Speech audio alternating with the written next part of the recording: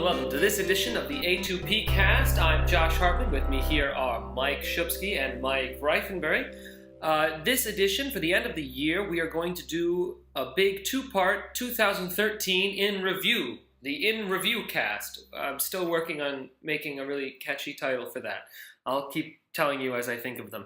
So Review Cast 2013, Part 1, focusing on the games that actually came out in 2013. This was a really big year for games, I think, and one, because it was the last year of the last generation now, and two, because I think we had some of the best games from the generation come out in the year. But we're going to branch off into some PC games and to maybe even some mobile games, if we can add any to the list here as we're moving on. And starting off with earlier on in the year, because 2013 was a long year. Was a year as it was a year well as long as others. It was just as long as all the others. 365 whole days. It feels longer because it's fresh in my. I can't understand. All right. The first game on our list here is actually a game that we haven't. Oh, no, we haven't all played all these games, so we're going to be sharing and caring with each other our thoughts and feelings. But SimCity, which had its really troubled start, it was one of the early games. An interesting foreshadowing in SimCity is everyone yelled at SimCity for ruining those servers and disappointing all of its gamers. If only we'd known at the time that it was only the beginning of a horrifying trend in games. This was also the year of troubled releases. It really was, and it was that's everyone just kind of jumped on SimCity right there at the beginning, and what a piece of shit. Yeah.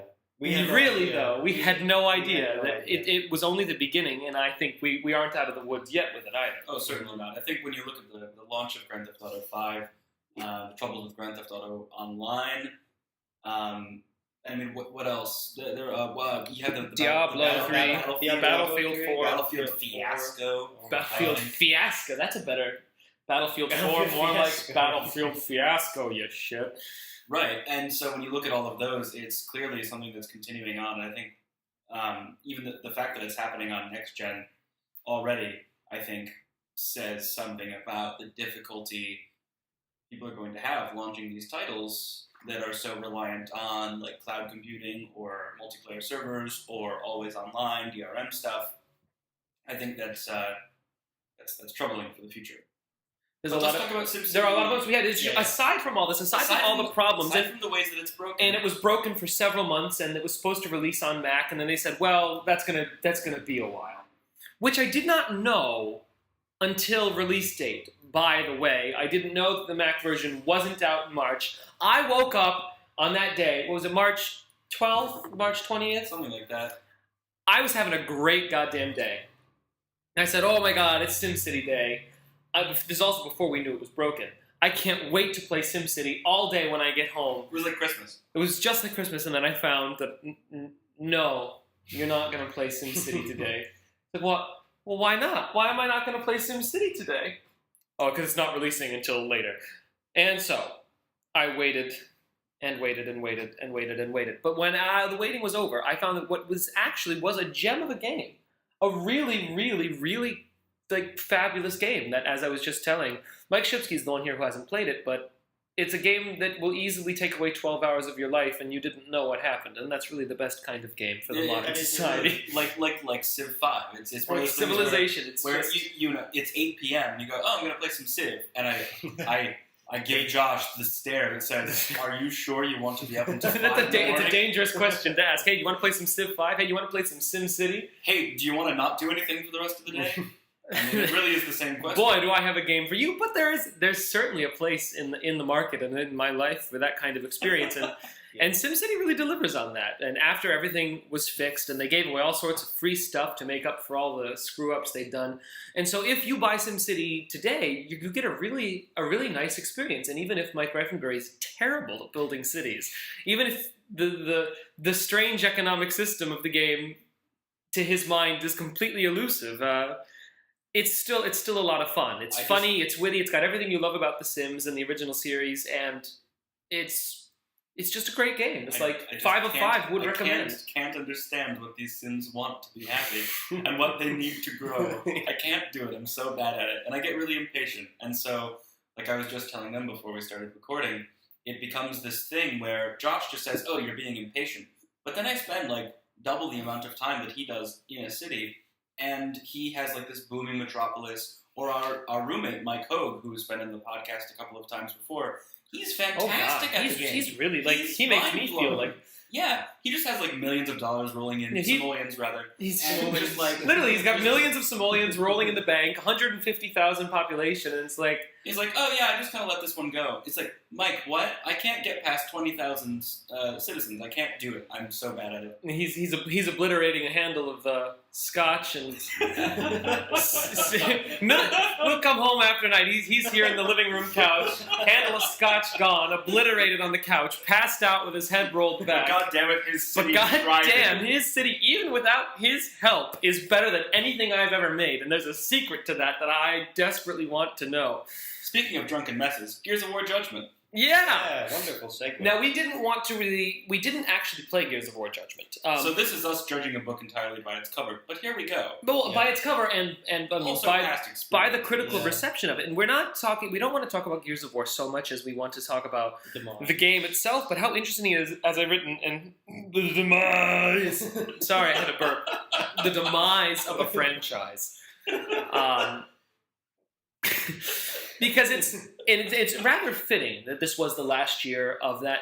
That was the 7th generation of consoles. Yeah. And Gears of War was such a pivotal early Xbox game, and we loved it so much. And it was just one of the free games, and I downloaded it to go back and experience what it was like in 2006. Yeah.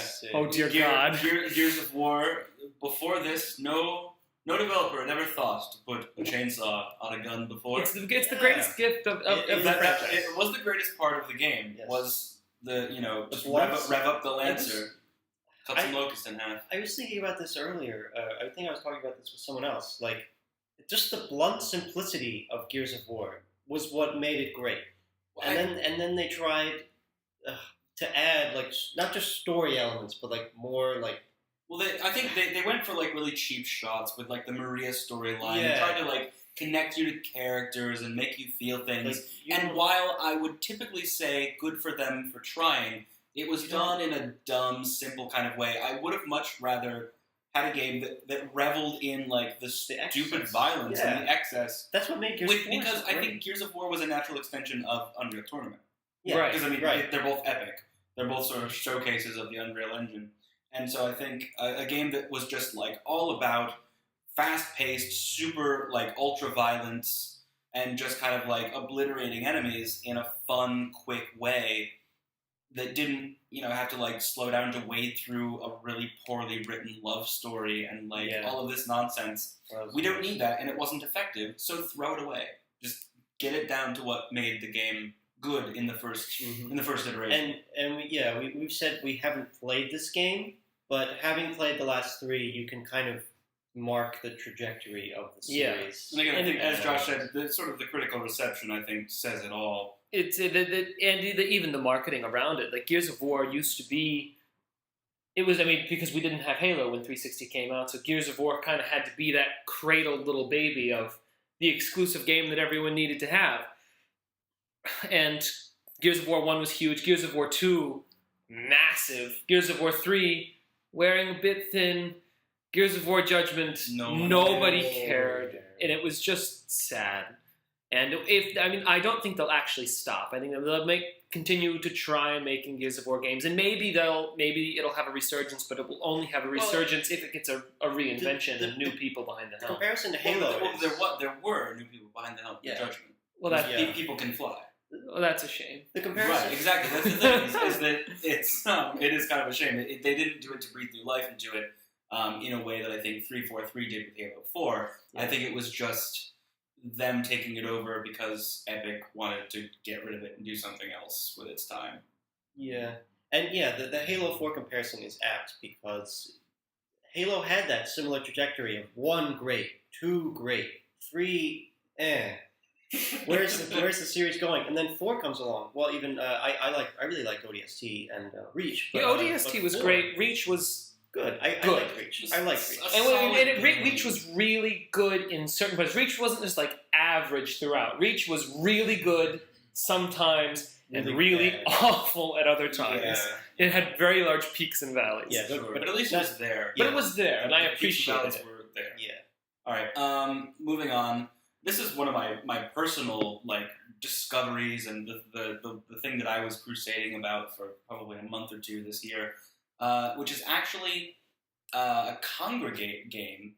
It's Game of Thrones Ascension, and I kind of fell off. I'm not really playing it at all anymore, but like I said, for a couple months during the year, I was really into this, and I would check it every day.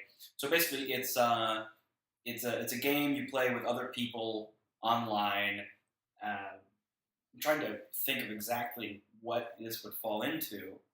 It's strategy and turn-based, but it's, I don't know. Can either of you help me out with? God, I feel like there That's has to be another game that's very similar to it, but I can't. I haven't played. I haven't played a game that's like Ascension. I do know they exist. Not having played much of it, but yeah, it was a really You basically you are the lord of this hold, or this whatever they're calling it, province, keep, whatever. Yeah, but and so you have lands, and you pick your house that you are aligned with, or a vassal of, or something, and you kind of go through the Game of Thrones story, starting at the beginning of book 1 of the Song of Ice and Fire.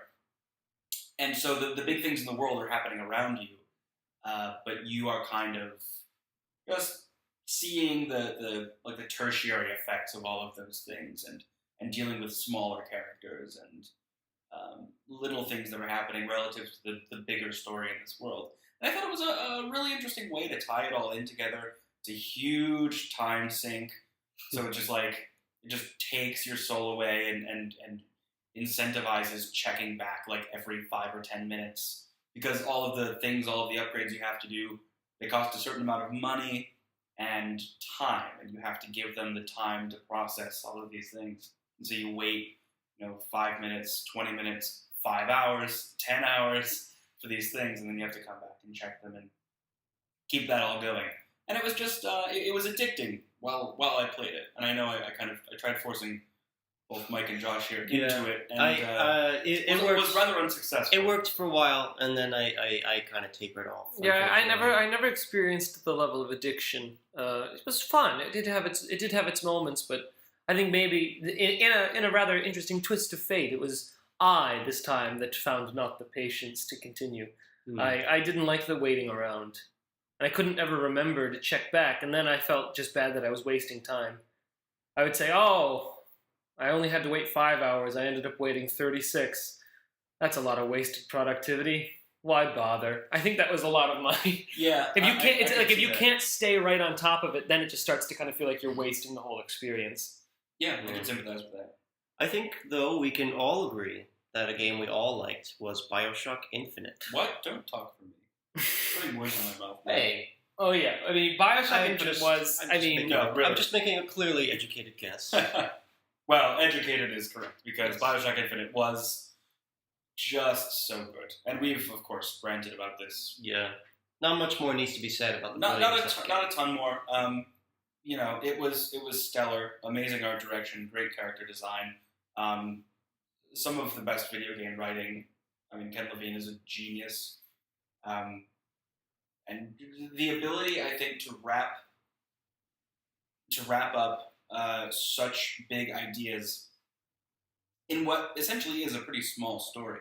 Yeah. And it's the same thing with the first BioShock. I think that ability that Ken Levine possesses is the most important thing about these games. Yeah, it's definitely what gives these games its edge. Like it's just feels like such a unique series. I can't, there's no other games out like that do something like this, that have such big ideas and then weave them all together in a very cohesive and understandable way. Or just the games that make you really think about things like racism, like identity, objectivism, religious fanaticism, all of these things that and that not even that the game itself is having a discussion about it, but just presenting a world in which this is the norm and people act like that.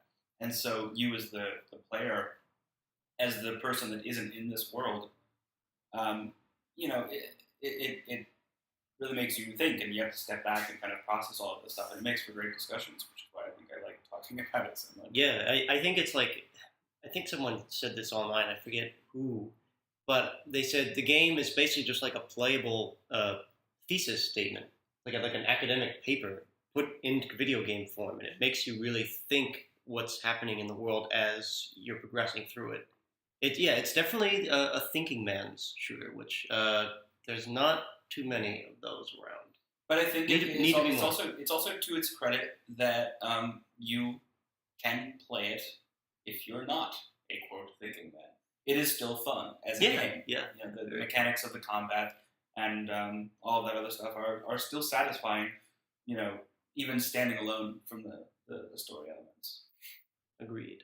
Yeah, I think that's all fair. That's all totally fair. And it's not only one of the best games of the year, it certainly goes right into what I said earlier, one of the best games of this generation. Of the entire generation. Yeah, definitely. And I think I'm that makes me even more excited, looking forward to Burial at Sea Part 2 coming out in March, or by March. It's coming out by, okay. Yeah, because I said, last part of the DLC will be done by March 2014, so maybe it'll come out in March, before March, who knows. But hopefully, within the next couple of months, we'll be getting the last part of that. Yep. Probably be just as short as the first one, but... Oh, I have to play that. Oh, you do? Things I have to get around to doing. Oh, yeah, you have to play that. I was actually going to talk about spoiler stuff, but good thing I didn't. Yeah. Because I forgot you haven't done that yet. Well, you should most certainly do that. It's stellar. And not long, right? No. Not long at all. That doesn't detract. You can finish it in one sitting. Very easily. Very easily. And that's something I'm not sure I talked too much about, is that I think that's like the perfect length of time to have an entire story in an interactive form. I think that's perfect, because you can sit down, and it's like a movie. You don't watch a movie in 5 or 6 parts, like you would do in a game playthrough. You do it at one time, and so you get the sort of beginning, middle, and end of a narrative together in one sitting, and I think that's really helpful in a lot of ways. It was like a short story almost. Yeah, I thought it was great. Like Edgar Allan Poe has stated that the optimal time for a short story is, can you finish it in one sitting? You don't want to put a short story down and then pick it back up next day. You want to finish it all in one fell swoop, so to speak. And that's what Burial at Sea was, definitely. Yeah. Great. All right. Metro Last Light. I don't think either of you... No, I played the first, if it was the first. Metro 2033. Yeah, 2033. Yeah. I played a bit of that. That had a lot of nice things, although it felt like an unpolished kind of low budget, made by 3 guys. Well, more than 3 guys. It felt like it was made by 3 guys kind of game. Yeah. I played Metro Last Light briefly. I didn't play a ton of it, but I got through a significant part of it, I think. Or at least the introductory piece of it. And I was pleasantly surprised. I thought most of what I saw looked really good. It looked not... I wouldn't say that it had the sort of polish that maybe The Last of Us has or something, which we can talk about in a minute. It's not cinematic in its quality, but for something that I was expecting to be kind of middle of the road and bland, it had a lot of flavor and a lot of really interesting little details that I think make the world stand out a lot more, like the changing of the gas mask filters.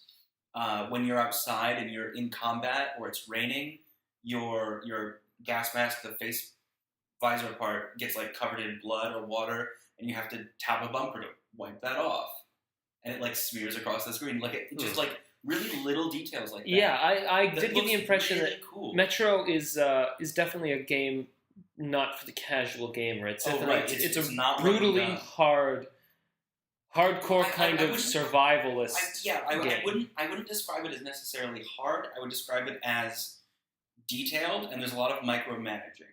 So when the electricity on your flashlight runs out, you have to make sure you have like a hand crank charger. You have to do that to charge up your electric stuff. and like when there's you're fighting a certain type of like spider monster thing in the dungeons or the subways, I guess, metros, because it's called metro. You have to first like bring out your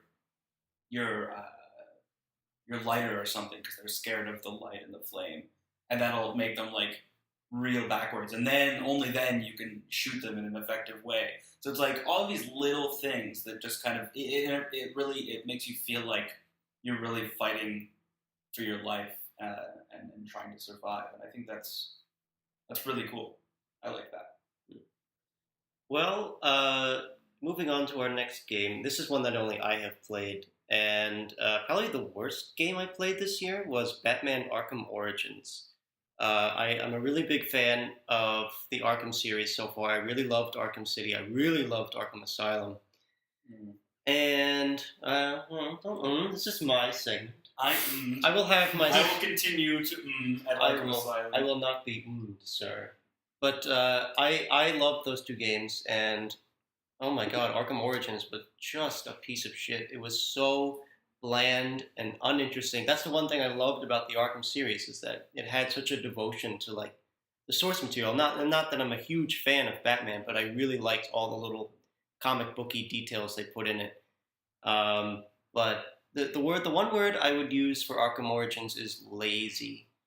I swear to God, okay, so first of all, it's the most boring open world game imaginable. It's completely devoid of life. It's supposed to be set in Gotham, which when you think Batman in Gotham, you think, okay, I'm going to be up on rooftops, and there's going to be cars going about, and there's going to be civilians that need saving, and there's going to be all this cool stuff happening. No, it's just all of the enemies, or all the people you encounter are enemies, because it's been very conveniently stated, since it's a snowstorm, every civilian has to be inside. So it's just no one's outside. No one is outside other than thugs. Every yeah. Why are the thugs outside if there's no one to rob? Exactly. Like this is my point. And then just to add insult to injury. Okay, so the map is divided up into a southern part, a big, obnoxiously long bridge, and then a northern part. The southern part is exactly the map of Arkham City, just reimagined. Like Arkham City was in the context of the game, it was a sectioned off part of Gotham just to have its own kind of prison. In Arkham Origins, they take down all the prison walls and they say, here, this is what it was before. And it was just so late. It was the exact same map, literally the same map. It's like this big, gigantic, tall tower that you can't miss, that it's in both games. I say, wait a minute, I recognize that. And then I'm walking down the street, wait a minute, I recognize this street. It was the same exact map. It was so lazy, and it's just so it just screams cash grab. So, long story short, I hated Arkham Origins, and that is that. Very strong opinions. Yeah, from our agent in the field. Yeah, I'm chock full of them, baby. Well, good. We can move from the worst game, as you say, of the year to the very next game on our list, The Last of Us, which, having just finished it pretty recently, for me, not for Shupsky, and not at all for Reifenberg over there, but I would have easily given Bioshock Infinite Game of the Year. Greatest game I'd played this year, one of the greatest games I've ever played. And then I played The Last of Us, and realized that it wasn't possible for me to give my heart to anything else, because The Last of Us is really one of the most amazing things I've ever played or ever even seen. It's such an amazing game that I am befuddled and confounded in consternation that it could even be this good, that it could be so powerful in such tiny moments. And the thing about it that really makes it special, because it's not just that it has a good story, because lots of games have really good stories, and lots of games have really good gameplay, but where The Last of Us really shines is in its ability to really merge those two together. And if I had to pick a game to show anyone to justify the existence of video games as an art form, I would pick The Last of Us, because it so perfectly marries interactivity and narrative together. that they are inseparable. The power, the emotional power of The Last of Us comes directly from the fact that you are playing the characters. And if you were to do either without the other, there would be diminishment, to quote Salieri in a fictionalized version of Wolfgang Amadeus Mozart's life that he never really said. But it's a good quote. And the diminishment is just a great word. And it's got that power and weight to it that I think The Last of Us deserves, because that relationship that is fostered between your two main characters is more special and more important than any other that I've seen. And that's not a strange dynamic to have in a game. The main character with the tagalog. Mm-hmm. Tagalong, not Tagalog, which is the language of the Philippines. It's like, I mean, it's that same idea of, Booker and Elizabeth, Yeah. Master Chief and Cortana, Link and Navi. It's this is an archetype that we've seen a lot, but I've never seen it done this effectively, and how much it really drives. And I mean, so it's beautiful and perfect on that level alone, and then it keeps going deeper, and then it actually starts hitting on philosophical elements and actual statements and politics, and it's just jaw-dropping. Moral ambiguity abounds. And someone needs to take the reins over from me here, because I'm just going to keep on going. We're going to hit like 55 minutes, and I'm still going to be going, without repeating, I'm still going to be going on beautiful things about this game. Josh is so excited right now, he's shaking. My hands are flying. I could lift into the air. I love this game so about much. to take off. Yes. Like an original Xbox. Well, yeah, I think you've pretty much summed up. I was going to try to jump in and say a little bit, but I think you perfectly and succinctly summed up everything I love about the game as well. So I think the beginning of The Last of Us reminded me of the beginning of Up. Yeah. In that it destroyed me emotionally when I got through it. Mm-hmm. So you're just going along, and then it sets you up for things, and then it just rips your heart out. Yep. And Sets the tone. sets the tone The mood is set. exquisitely. And the credits too. The credits were so good. Even something as small as the credits. It was like watching a film. Yeah. It really was. Yeah. But but now, thankfully, because you've just reminded me of more specific Of another things thing that I you think can rant about. I'm going to try not to rant. But the game is also really perfect in its pacing, and this is something that Shitsky and I talked about a lot. That as you're going through the game, it constantly adheres to the and Mike Reifenberg, you can help me out with this with your film school. Enter early, leave late, other way around. Enter late, leave early in a scene. You should never watch. You should always enter into an action and leave before the audience has had its fill. And that came to my mind a lot playing The Last of Us, because the way the story moves on, sometimes I honestly felt that they cut out gameplay that could have been good.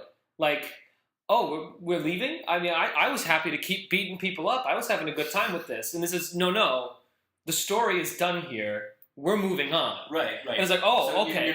You're not sacrificing the narrative, which is ultimately And the narrative the is most so important obviously, thing. and it's right there. Even like the story makes huge jumps that you're just not expecting. Yeah. But it's because Big jumps. we were here to look at the relationship advance to this point. We hit it. We're moving forward. Just the way that the game edits, like it's just a hard. Oh cut. yeah, hard cuts abound. Hard And there are cuts abound. so, just like that thing in the beginning that just happens so many times in the game. You just get to these things. Oh my god, tension. What the fuck? Hard cut. Yeah. It's like the Months later. It's over. We don't need it. Holy shit. And then it just keeps moving on. It's like, I'm sorry, were you back there with your jaw on the floor? Because I'm moving forward. You better catch the fuck up, buddy.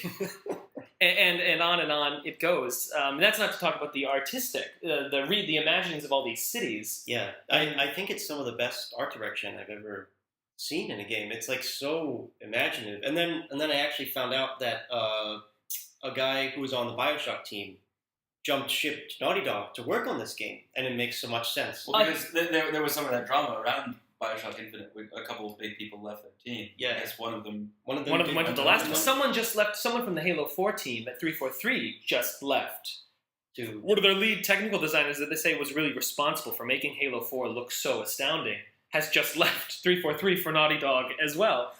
So that's also interesting. People just want to be want to get a part of this. And I'm glad you mentioned that because I planted this seed so I could do this. One last segue for The Last of Us is that big story, obviously it's really good. Really, really, really good at the little stories. And it's a really great hallmark, again, of something that is absolutely unique to gaming and interactivity, is how many little stories can you tell in just the environment, and even going as far as the little notes that you can find of things. And that's a little more directed. But I mean, I'm talking about those and just the environment of the way things have been laid out. When you enter into this destructed building and you can see where has the furniture been pushed, which windows are broken, how are the bodies laid out. And every single place has such a clear, obvious, dramatic, and really even still emotional and heartbreaking story that you can look at everything around you. And the game never feels the need to comment on it because you're standing in it, and that's all you need to do. And it shows, I think, it shows a lot of faith in faith in the team from the top down, that how much creativity is just kind of let loose from at every corner. Every little person who worked on this game is allowed to have their creative input and to place things in to make their own story. Right. Well, like environmental designers on this team clearly aren't just there because, oh, hey, we need you to, what does the building look like when it's destroyed? No, it's like, how can you convey the emotional sort of consistency of this scene through the environment that the character is exploring without writing something on the wall, literally. Yeah. Well, although that does happen, and it's also, and then it can just be absolutely heartbreaking because you're never required to do it, but the exploration is so rewarded, and you find little things, and you're never even sure if it's going to pay off or not. But there are a few things I can remember when you find these little instances of a struggle, and you can see the little note of this family of 4 people, and then there's 3 bodies, and you're like, where's the 4th person? And the game never says look for a 4th person, but there's only 3 bodies. Where did the 4th person go? And then you can get to the end of the level and find literally sometimes the writing on the wall of their demise. And it's like, oh, they found her. Don't worry, we'll keep her safe. Oh, that poor little girl was just murdered by raiders in this very room after her family went, oh, Jesus Christ. And I think it also warrants playthroughs. How many times could you play through that game and you'll keep finding more and more things that they're trying to do? A lot of these things that you're bringing up, I didn't even get the first time through. And the second time through, you're looking at the world more, you're trying to be more detailed in your playthrough. And that's really when, the game shines even brighter because you see how much detail is put into this world. I think there's a final point to make on that. Is I think we could just talk about the combat system and how desperate it feels in the perfect kind of way. The combat, at least for me, is very difficult. It's very, very hard. And I think that's okay because I think it's done perfectly. Because it really it makes you feel like you're having that struggle. Yeah, it like feels you are fighting for your life every single time. And you're always down to your last 2 bullets. You always are frantically running away so you can concoct a Molotov cocktail really quickly so you can throw it at your enemies. Yeah, I think I never once actually fought someone because I wanted to have a fight. Oh, yeah, right. I fought at the last possible option in every single instance from the beginning to the end of the game. And the violence in the combat is really, really striking. And I think, again, it's perfectly complements the story that they're telling. It's this horribly bleak and violent world. It's all brutal and it's brutal. And when you see Joel smash a guy's jaw into a dresser drawer and just hear the crunch of his nose and jaw, it's like, oh my god. This is so... I've never seen that level, visceral level of violence in a game. It's fabulous. And I think we can come back to this once Mike has beaten the game. There are a lot more... We can get all super into this and philosophical. We'll have one hardcore A2P cast in the future when we can really pull this thing apart on a philosophical level. But we need to move on to GTA 5. Oh, which also, moving on to one of the other great games of the year, although it's great in a very different way. The Last of Us has that peak of a certain kind of best game of the year. GTA 5's story is nothing to turn your nose at. It's certainly ordinary. It's a brilliant character writing, brilliant narrative as we expect from I wouldn't say that the big narrative arc of the story is huge or even that great, That's pretty good, but it's also not the focus. No, the focus, of what makes the focus game is great. the characters. The characters and exploring the world. And that's where Grand Theft Auto shines, is that the world is really a character in and of itself, in that, particularly Trevor as well. Yes. Mhm. Trevor is fantastically written. And he's, everything is sort of larger than life.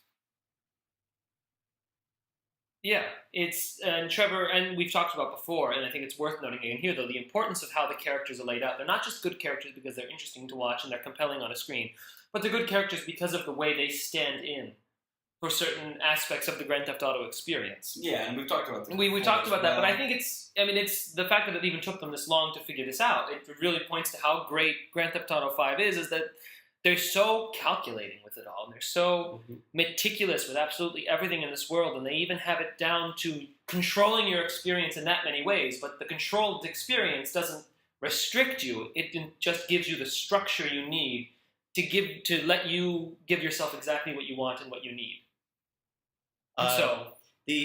Going back to the details, like we talked about The Last of Us world. It's full of details. That is the number one selling point for me for GTA games, especially this game, is how much little things they put into the game that just give the world, it just breathes life into. You mean the kind of stuff that Batman didn't do? Oh my gosh, we won't go there. His face turned red in anger. But I was playing the other day on GTA Online, and I just happened across these NPCs that were camping. They had tents all set up, and there was a fire. And they were what are you to do? Other than push them into the fire and set them ablaze. That's the only option at that point. But and it's in this part of the map that you never go to. They would why would they ever put campers there? But they did, because they said, well, we got to have something here. Let's put a camper. There has to be something underneath every rock. I think this is something that can tie in Grand Theft with The Last of Us. Like, Josh, the other night you were telling me about, you came rushing in and said, so I was just fighting a guy in The Last of Us, and I pulled up my gun to shoot him in the head. He smacked the gun out of my head. I didn't even know it could happen. I was blown away. I was like, fuck you. And then he hits the gun out of my hand across the room, and I'm unarmed. No one warned me that this could be a thing. Right, exactly. So, and I think Grand Theft Auto, I think, has a lot of those moments as well, where the mechanics of the game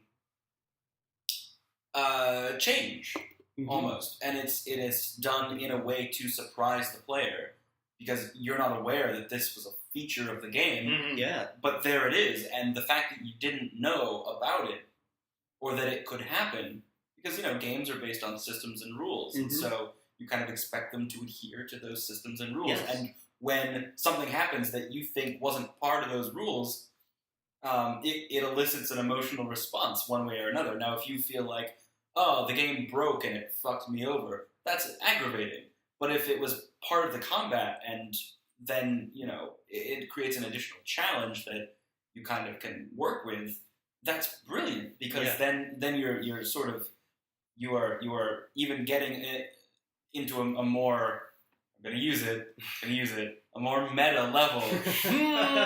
Warning you all. But really, it's appropriate, a more meta level of game design. You are altering the very foundations of what the game is, or what you have told the player the game is supposed to be. You're altering the rules mid-game, and I think that's great. That's wonderful when you can pull it off effectively. And I think Grand Theft Auto and Last of Us do it both.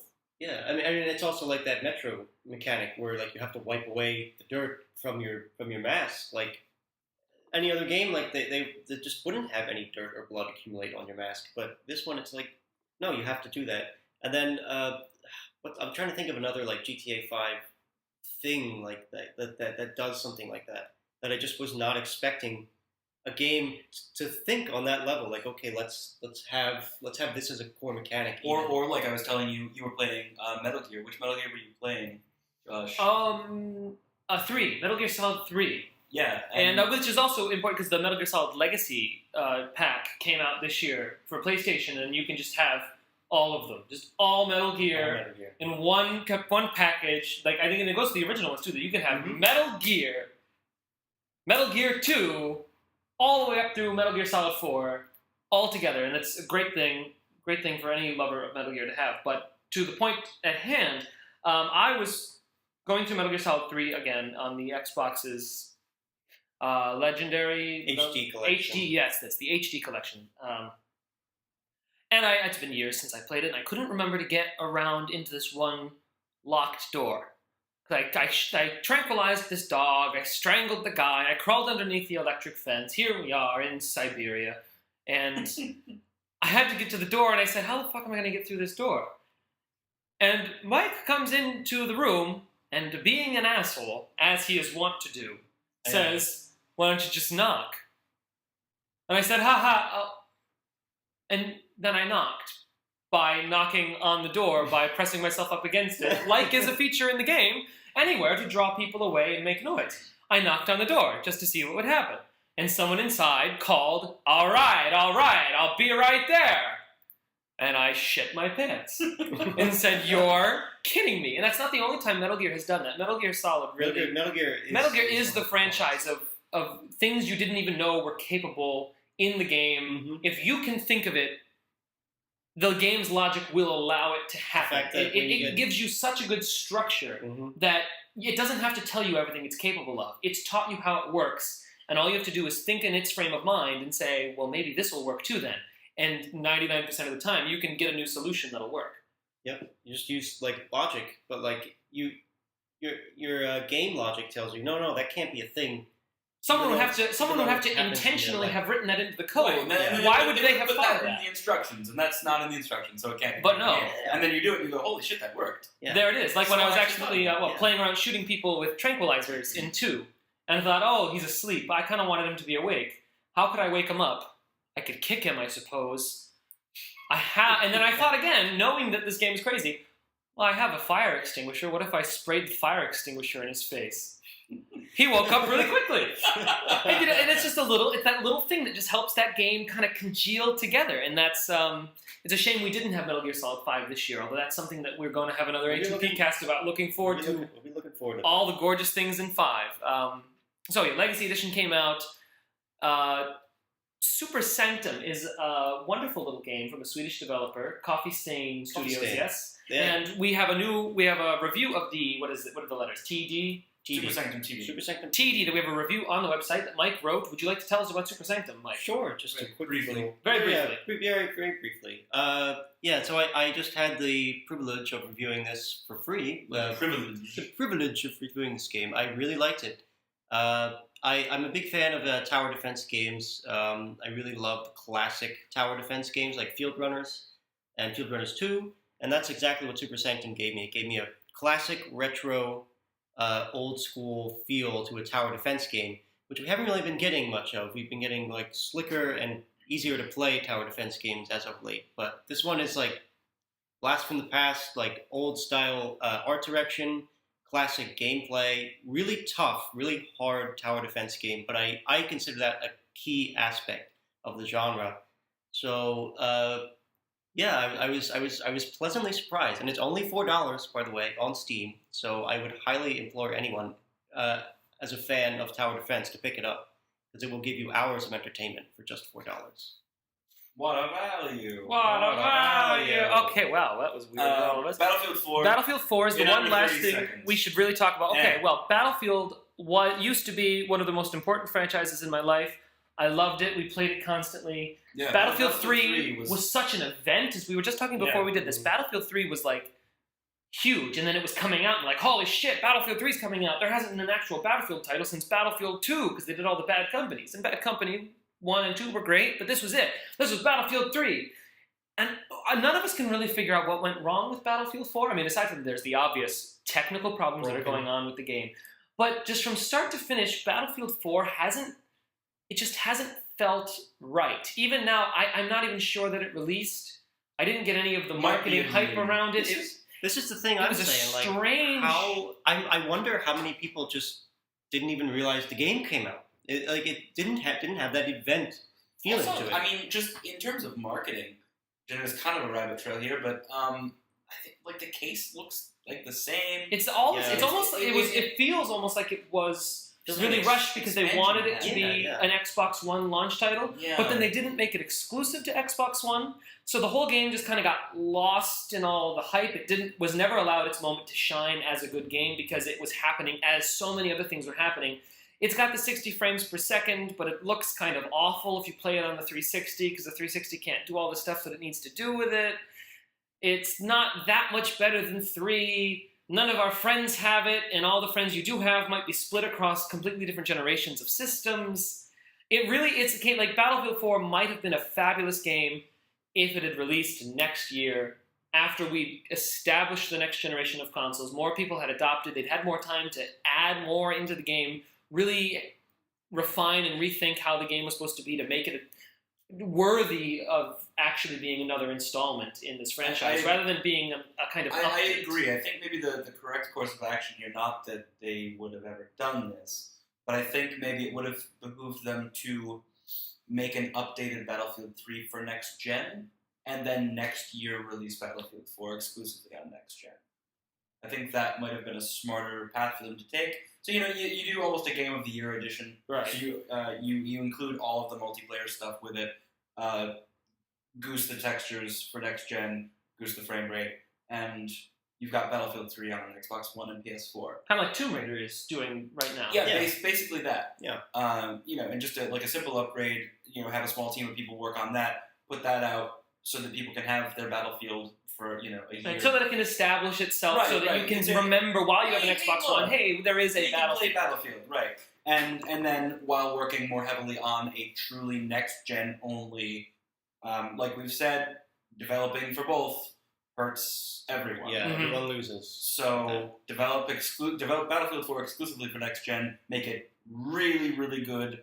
Make it the Call of Duty killer everyone wants it to be. Not that Call of Duty is doing super Not that it's killing itself. That's true. But anyway, for another time. Though Call of Duty did come out this year. Great. Everyone was happy.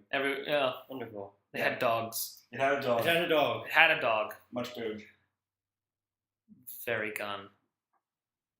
I think that about wraps it up. Before our podcast implodes, as they are also wont to do, this is only part 1 of our 2013 in review. We're approaching critical mass. Shields are failing. Our next part 2, we're going to look at other media and games that didn't technically come out in 2013, but games that we just got around to playing, not to mention all the television shows and some of the fabulous movies and some of the god-awful movies of 2013. So that's it for this time. I am Josh Hartman with Mike Reifenberry and Michael Shupsky, and we will see you You're approaching the event horizon. later. Shut up.